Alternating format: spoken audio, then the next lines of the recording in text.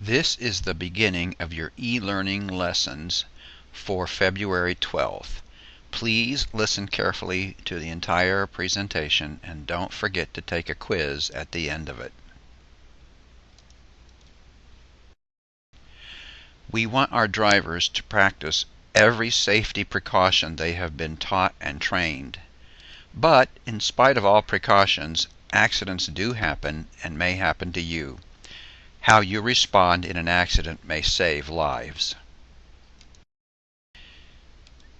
Immediately after an accident occurs, 99% of the time, your first response to an accident is to call the base with a loud and clear "Mayday, Mayday, Mayday" call.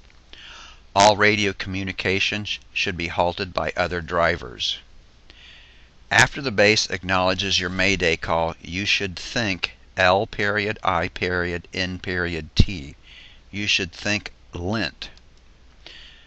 L stands for I radio my location. In this example, you would say something like this.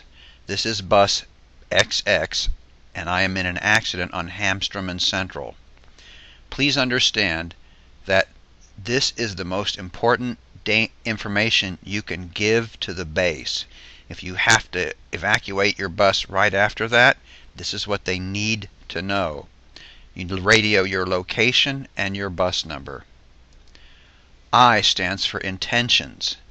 I plan to evacuate the bus, or we will sit here until help comes. Of course, you listen to the base's directions as well. N stands for my needs. It looks like I will need an ambulance because students are injured, or call the police, I've been involved in an accident, or it looks like we'll need a tow truck to tow a car away. T stands for tell. Tell your students what you are going to do. Students, we are going to remain on the bus until help comes, or students, we are going to evacuate the bus by the front and rear doors and go to that big tree near the green car. Please remember that the driver's #1 priority in an accident is the safety of the students. If it is safe, you should stay on the bus with access to the radio in order to receive directions and communicate other information from the base. If it is not safe, you should follow the evacuation procedure. The school bus is the safest mode of transportation on 2 axles in the United States. After an accident, you should keep the students on the bus until directed by the Director of Transportation or law enforcement officials, or unless one of the following 3 situations are evident. Evacuation considerations. You should evacuate the bus under these 3 situations. First, the bus is on fire or smoke filled, or it appears that the bus may catch on fire.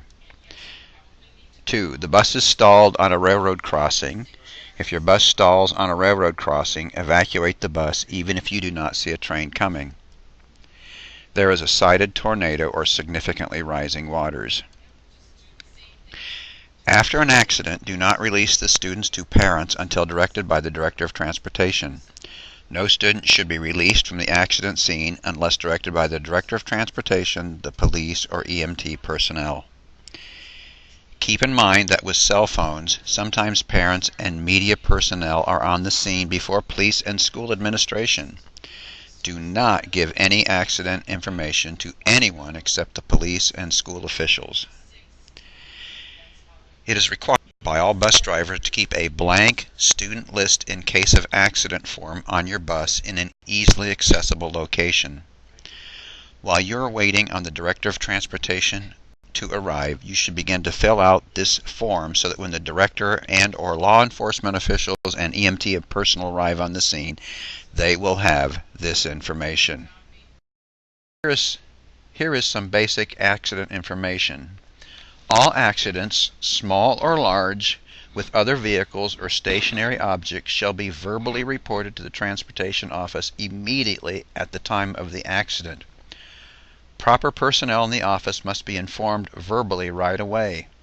While you will report this to the mechanics, it is not enough. The office must know of all accidents, small or large. Under no circumstances shall the driver leave the scene of an accident unless directed by the transportation director or by law enforcement officers. If you are on a weekend field trip, an evening field trip, or an after-hours shuttle and you're involved in an accident, call the number on the bulkhead of the bus, that's the area above the windshield, to report accidents. Do so immediately. Do not wait until the next day. All drivers should be reminded of the post-accident procedure.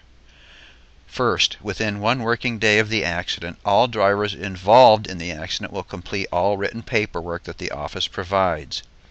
It is the driver's responsibility to secure this paperwork from the office and to submit it completed within 1 day.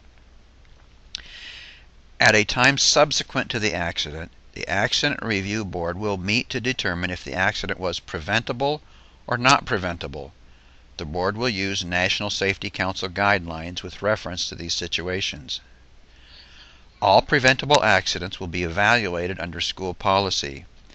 Based upon the Director of Transportation's review, recommendation will be made with reference to the driver retention or retraining to avoid similar accidents in the future. If you must evacuate a bus, here are the evacuation procedure reminders. If the bus is on fire, smoke-filled, or appears that the bus may catch on fire, you should go to a safe place at least 100 feet off the road in the direction of oncoming traffic. This will keep the students from being hit by debris if another vehicle collides with the bus. Lead students upwind of the bus if fire is present. If the bus is stalled on a railroad crossing, you should lead students as far away from the railroad tracks as possible and in the direction of any oncoming train. If a tornado is coming,